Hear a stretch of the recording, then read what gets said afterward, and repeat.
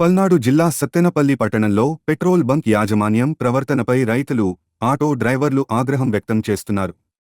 NSP guest house సమీపంలోని Shyamsundar engine oil petrol bunk వద్ద ఈ ఘటన చోటు చేసుకుంది. బంక్ యాజమాన్యం కస్టమర్లను, ముఖ్యంగా రైతులు మరియు కార్మికులను దుర్భాషలాడుతున్నారని బాధితులు ఆరోపిస్తున్నారు. సంబంధిత అధికారులను కూడా పట్టించుకోకుండా దుడుసుగా ప్రవర్తిస్తున్నారని చెబుతున్నారు. యాజమాన్యానికి చెందిన వాహనాలకు ప్రాధాన్యం ఇస్తూ ప్రజల వాహనాలను పక్కన పెట్టుతున్నారని విమర్శలు వినిపిస్తున్నాయి. అంతేకాకుండా యూనిఫామ్ లేని వ్యక్తులు కూడా కస్టమర్లతో దురుసుగా మాట్లాడుతున్నారని వాపోతున్నారు.